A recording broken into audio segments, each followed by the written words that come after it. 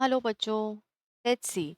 The question says the correct decreasing order of preference of functional groups during the IUPAC nomenclature of polyfunctional compound is carboxylic acid, aldehyde, alcohol, and amine. These groups are given in the different series as a different option to us. Now let's see what is the key concept for this question.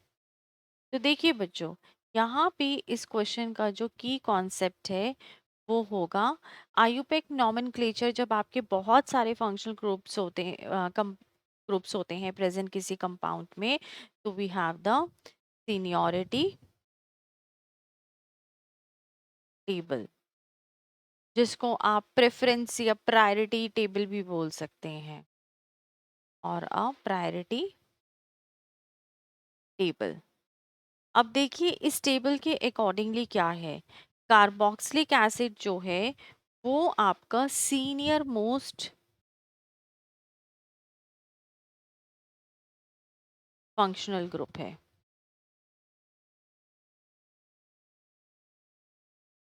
ठीक है, अब आगे के elements देख लेते हैं हम। Carboxylic acid COOR मतलब कि एल्कोक्सी कार्बोनिल।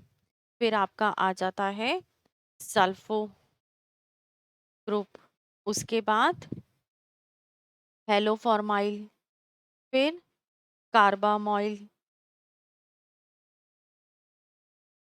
कार्बामोइल के बाद आपका एल्डिहाइड्स मतलब कि फॉर्माइल, फिर CN साइनो ग्रुप मतलब, फिर आइसोसाइनो, फिर आपके पास आ जाता है कीटो ग्रुप। कीटो ग्रुप के बाद आपके पास आता है अल्कोहल।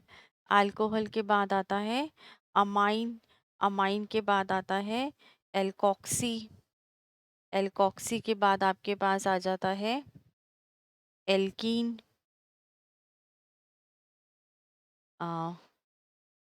सॉरी, यहाँ पे आएगा आपके पास एल्काइन। ठीक है, देन एल्काइन के बाद आता है आपके पास नाइट्रो ग्रुप।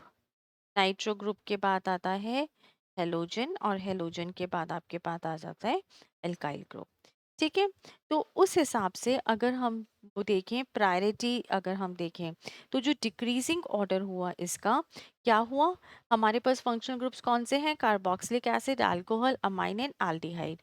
तो यहाँ पे आपका कार्बोक्सिलिक एसिड है, फिर आपके पास क्या है, एल्डिहाइड है, फिर आपके पास है अल्कोहल, फिर आपके पास है अमाइन।